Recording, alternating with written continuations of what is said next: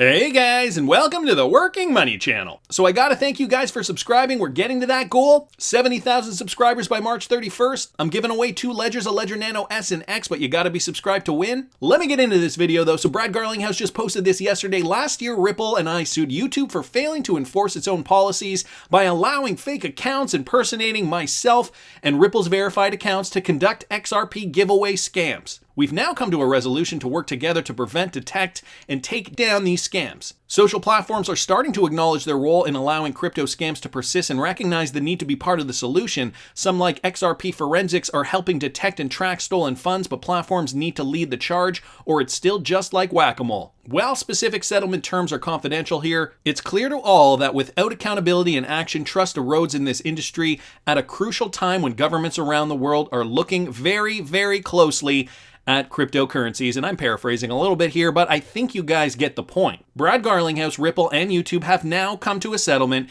with regards to the lawsuit that they filed against YouTube. And you guys have likely noticed that there have been less scam ads before and during some of the videos that you see on YouTube with regards to cryptocurrencies. I've noticed it as well. Put it down in the comments if you guys have or have not. Maybe I could be wrong. Of course, sometimes I watch other types of videos and maybe it kind of messes with the algorithm. Anyway, it's interesting to note this. There are scams that are going to be very, very persistent and, especially with Bitcoin retracing, trying to get back up to its all-time high. Of course, the popular opinion is that it will move higher. The crypto market will move higher. There will be more money to be made, and therefore scammers are going to be more persistent. This is another reason why I don't keep my cryptocurrency on the exchange. I only put crypto on the exchange if I'm about to trade it.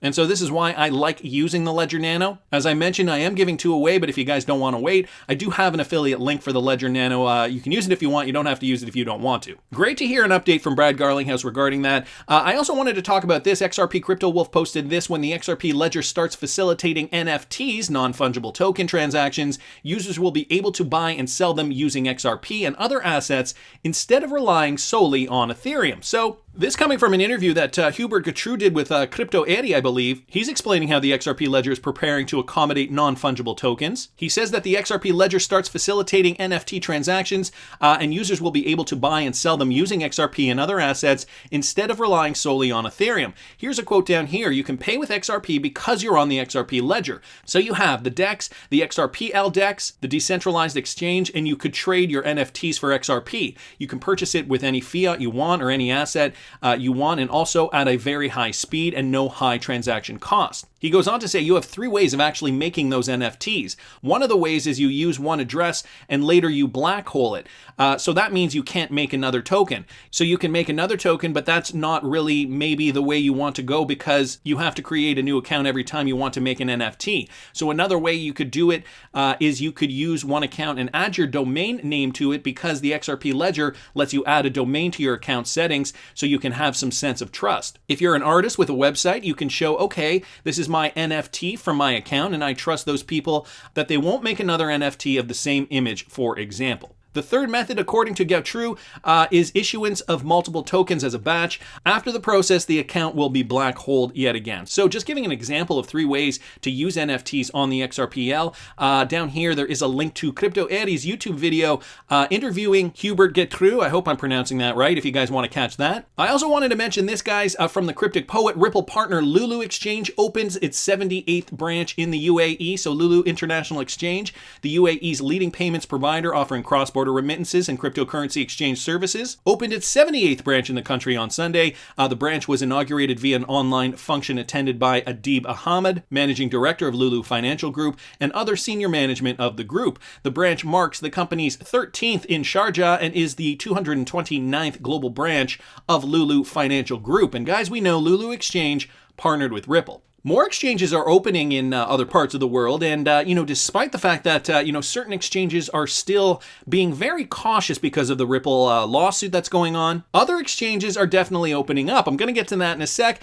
This from Wrath of Kahneman: FX Clearing Trust, a subsidiary of SBI, who, as we know, is a Ripple investor, has obtained a license as a trust business. Now, when you click on this link here, of course, it is in Japanese. It is a Japanese article. Let me just translate that real quick. So FX Clearing Trust, a subsidiary of SBI Holdings, announced on the 9th that it has acquired a license for the investment trust business. Along with this, the trade name will be changed to SBI Clearing Trust Co. Limited. This is happening on April 9th, 2021. I believe that this is a typo here. A trust is trusting self-owned property and entrusting management, and the management type trust business can manage the trust property at the discretion of the trustee. According to the Nihon Keizai Shimbun, it is planned to expand into business not only for FX but also for crypto assets, that is virtual currency, in the future. So this news has to do with SBI Holdings, of course, one of the largest Ripple shareholders. It's interesting that they are changing their name to SBI Clearing Trust Co. Limited for this particular purpose. Gotta thank the Wrath of Kahneman for posting that. There was also this, guys, from Ian Northing here. Jed McCaleb dumps 108.3 million XRP.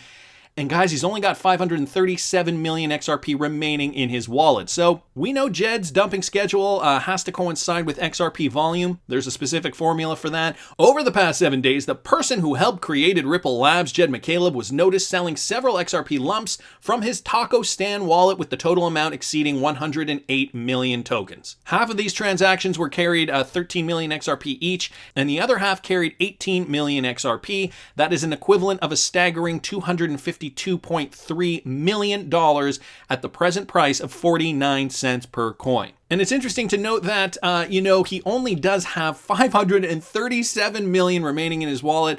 Of course, that is still a very, very large number of XRP. I'm sure you and I both would love having 537 million XRP in our Ledger Nanos. And yes, well, I mean, we got to keep waiting. It seems like we've been waiting forever for, his stash to be fully depleted. But alas, we got to keep waiting. Want to keep moving along, though. This guy's from TEHOLBEDDICTXRP here on Twitter. Ripple partner Flutterwave raises $170 million, now valued at over $1 billion. It seems like just the other day that these guys partnered with Ripple. The proliferation of fintech services across Africa remains in full swing as investors remain bullish about the opportunities that abound in the sector. Today, we behold another unicorn. African payments company Flutterwave announced that it has closed $170 million, valuing the company at over $1 billion. The New York-based private investment firm Avenir Growth Capital and U.S. hedge fund and investment firm Tiger Global led the Series C round. New and existing investors who participated include DST Global, Early Capital Berrywood, Green Visor Capital, Graycroft Capital, Insights Venture, Salesforce Ventures, Tiger Management, and WorldPay FIS 9 Yards Capital. The Series C round comes a year after Flutterwave closed its $35 million Series B and $20 million Series A in 2018. In total, Flutterwave has raised $225 million and is one of the few African startups to have secured more than $200 million in funding. Guys, that is considering the entire continent of Africa. So props to Flutterwave, of course, a Ripple partner. And I think a lot of their success hinges on the fact that there is a need, a huge need in Africa, to transfer value to and fro at a fraction of the cost of what it costs today. Of course, we know one of Ripple's mandates is to help bank the unbanked, and there are many unbanked people in the continent of Africa. So it's great to hear that companies that are partnered with Ripple specifically, like Flutterwave,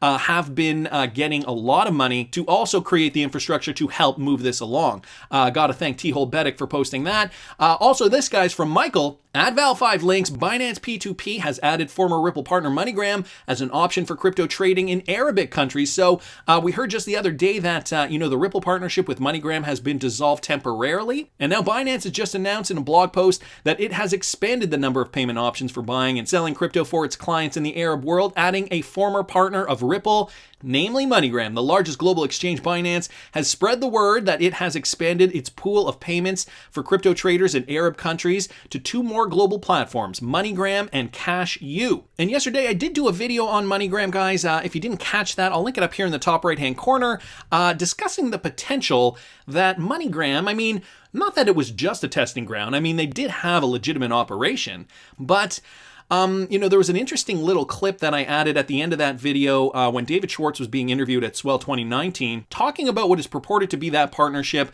and discussing this fact that now Ripple can really scale and, really see at scale that what they are doing, the test, he actually uses the term test, that what they're doing is actually legitimate and that it could possibly scale worldwide. So I thought that was interesting. Now MoneyGram is partnering with Binance to offer cryptocurrency trading in the Arab world. Thought that was also interesting. Another article here, guys, another one from TEHOLBEDDICTXRP. Ripple partner RIA entered a deal with POS Malaysia Berhad, the postal service with the biggest touch point in Malaysia. So this coming out from Yahoo News. Euronet Worldwide Inc., an arm of RIA Money Transfer, entered into a cash collection deal with POS Malaysia Berhad, a postal and courier service operator with the biggest touch point in Malaysia. This unique tie-up will ease international fund transfers and payment services at all POS Malaysia points across the nation. Customers will now be allowed to initiate their transactions through RIA Money's fund transfer app and then make the payment in cash at POS Malaysia outlets. The process won't require any forms, which will save both time and effort. So more efficiency there in Malaysia, and we know RIA Money Transfer is indeed yet another Ripple customer. So despite what's going on, guys, with the SEC in the United States, we are seeing lots and lots. And I mean, today was full of great news with regards to Ripple partnerships. Well, maybe not the Jeb McCaleb article, but, we've got SBI, we've got Flutterwave, we've got RIA. Of course, MoneyGram used to be associated with Ripple, and they are parting ways temporarily. And I like to highlight that point. It is because of the SEC lawsuit that is happening. We've got non-fungible tokens being offered now on the XRPL. A lot of positive announcements here for Ripple and XRP. In this morning's video, I did talk a little bit about the SEC lawsuit and the new developments that have just occurred. So if you guys didn't catch that, I will link it up here in the top right-hand corner. And not only that, guys, I think the exchanges are starting to come to their senses, slowly but surely. I wanted to bring up this tweet here from Stephanie Starr here on Twitter. And so it begins. The relisting and re-enabling of XRP is on the horizon. She retweeted out this tweet here from Kryptoni Soprano here on Twitter. And this is a Swiss exchange, so this isn't an American exchange, but it is the Swiss exchange Likey. Dear valued user, we hope this email finds you well. We would like to inform you that upon reassessment, XRP trading and deposits have been re-enabled. Should you have any questions, please do not hesitate to contact us. So again, guys, this is in Switzerland. However, I think it's a sign of things to come in the United States. Remember this, these exchanges want to be listing XRP. They want to be trading XRP. It's not a matter of want or don't want. It is just going to be a matter of the classification of XRP. And we've already heard in this morning's video that, this isn't going to be a case about is XRP a security or not, but rather how did Brad and Chris treat XRP at the beginning. So, in my opinion, I think that this would add more clarity for American exchanges. I'm not entirely sure why more haven't opened up the floodgates as of now, but of course, they're likely just going on the advice of their lawyers. I'm glad that Likey Exchange here has reopened up XRP trading, but that's just my opinion. I want to hear what you guys think. Please subscribe to the channel. 70,000, guys, that's the magic number. We have to reach 70,000 by March 31st. I'm giving away 2 Ledger Nanos, a Ledger S and X. And like the video if you like the content I'm providing. I always love hearing your comments. See you in the next one, guys.